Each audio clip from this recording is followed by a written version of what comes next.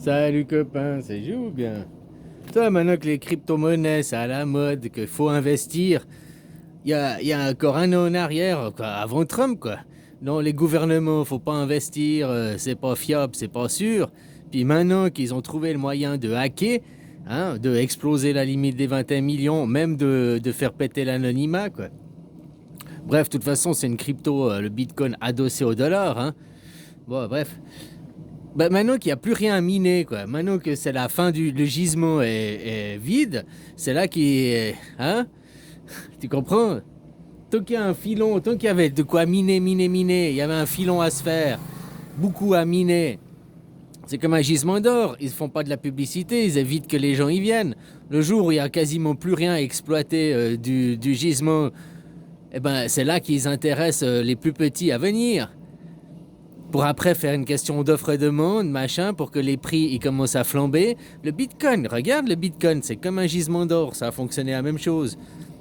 Au début, qui c'est qui a miné? Ceux qui maintenant détiennent 10 000, 100 000, des gros paquets de Bitcoin, il n'y en a pas beaucoup. J'ai vu, là, il y a XPS, X je sais plus quoi, là, une entreprise qui est justement derrière Trump, derrière les gouvernements à faire la pression pour qu'ils passent en crypto-monnaie, parce que c'est eux qui, je sais plus quoi, ils gèrent trucs informatiques, quoi. 50% des bitcoins est détenu par eux quasiment, quoi.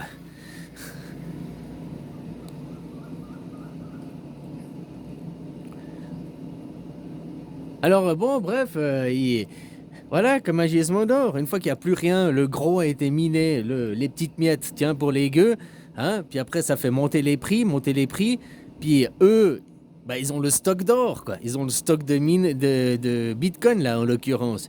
Puis ils les vendent par paquet, petit à petit, ils se font des couilles en or. Ces bitcoins qui valent rien du tout, c'est du vent. Eux, ça se transforme en vrai argent, quoi. C'est comme l'or, hein. L'or, si on le payait au prix du métal, de la nécessité qu'on avait besoin, ça vaudrait rien, quoi. Mais vu on en fait des bijoux, on en fait du marketing, on en fait que dans la psyché des gens, ça a une valeur sentimentale, ça a une valeur boursière, une valeur financière, machin et tout, quoi, ben ça a de la valeur. Mais si on se contentait industriellement de ce qu'on avait besoin et tout, bah ça se vendrait au prix du métal, quoi, ça se vendrait pour rien. C'est écrit comme le diamant, quoi.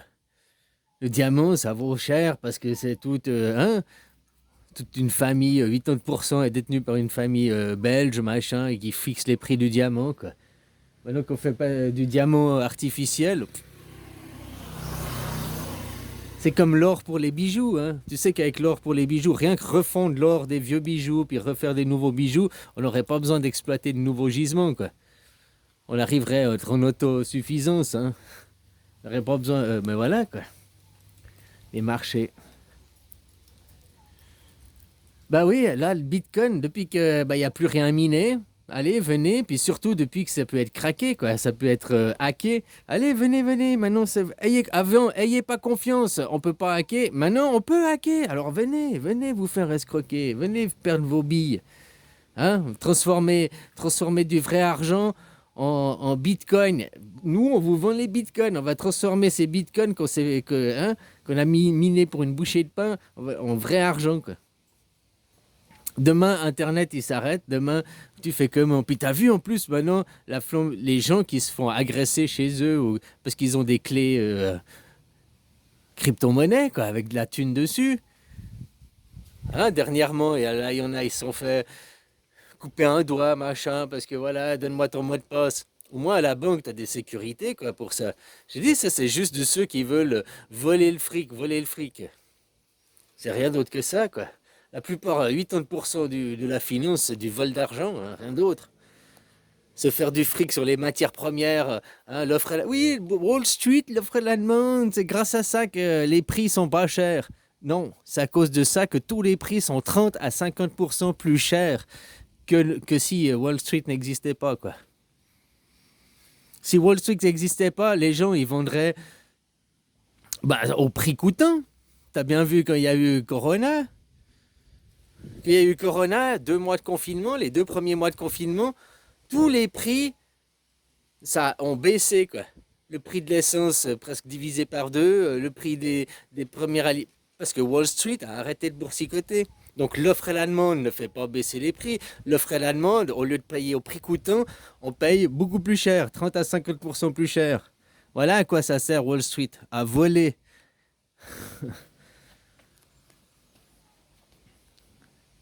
Sans l'offre et la demande, ça fonctionne tout aussi bien sans Wall Street, hein. Les gens, ils se font de l'argent aussi en vendant à prix coûtant. Les gens, ils se font de l'argent, hein. Sauf c'est qui? Que c'est derrière des États comme la Chine, ils vendent à prix coûtant parce que voilà, ils ont investi, ils ont retour sur investissement, ils n'ont pas besoin de devenir riches, c'est un État, quoi.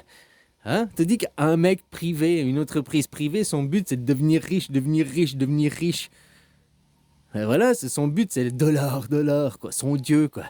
Hein, qui mène derrière à toutes ces dérives, le sionisme, hein, utiliser des faux prétextes, des faux flags, tout ce qui est faux flag, faux, tu vois, Al-Nostra, Al-Qaïda, machin, tous ces faux flags, tout ça, c'est le sionisme, la politique, c'est un mouvement politique, un système politique.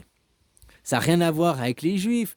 Au contraire, aujourd'hui, qu'est-ce qu'ils font les sionistes? Ils salissent les juifs, ils salissent la chrétienté, ils salissent la démocratie, tout ça pour justifier les massacres des Palestiniens, quoi. Voilà ce que c'est le sionisme, c'est prendre des choses saines, des choses belles, et les salir, les pourrir, les pervertir. Peu importe, hein, dans les cathos, il y a aussi ça, dans l'islam, il y a ça, dans toutes les religions, il y a ça, dans toutes les nations, il y a ça, même la base du nationalisme. Ma nation, on est meilleur que les autres, on doit écraser notre nation. L'impérialisme américain, quoi. Regarde les Américains, ils pratiquent la politique du sionisme, hein, ils ne pratiquent pas la politique de la démocratie. Déjà, ils ne votent pas. Puis tu vois, ils vont faire la guerre, toujours pour des faux flags. Toi, la guerre en Irak. Oh, regarde ma fiole d'anthrax. Il monte sa fiole de coke là, hein, à l'ONU, puis tout le monde y croit. Oh, il a pour aller bousiller Saddam Hussein, des faux flags pour le prétexte derrière faire leur sale besogne. Hein, utiliser, oui, c'est biblique, machin, hein, c'est messianique, pour rendre les gens endoctrinés, avoir leur consentement, quoi. Tu vois le peuple israélien qui se dit le plus moral, hein, nous sommes les juifs, nous sommes le peuple d'élus. Regarde leur comportement, quoi. Regarde leur comportement, quoi. Est-ce que tu crois qu'ils sont dignes d'un peuple d'élus, que tu vois leur comportement hein, des comportements d'animaux, de barbares? Et je parle pas de ceux qui font la guerre, je parle pas parce que je parle des civils que tu vois dans les rues, qu'ils causent c'est des chiens, on va tous les virer, ils ont rien à faire sur nos terres, on veut les expulser, on veut pas de mélange, on veut pas d'assimilation. C'est eux, leur attitude qui... Tu vois? Quand on a le syndrome de supériorité, ça prouve notre infériorité. Israël a le syndrome de supériorité. Et toutes leurs attitudes, d'où leur comportement sur la scène internationale, prouvent qu'ils ont un comportement de personnes inférieures. Inférieures au sens homme de Cro-Magnon, barbare. C'est pas des gens civilisés, c'est des gens qui manquent d'éducation. Voilà.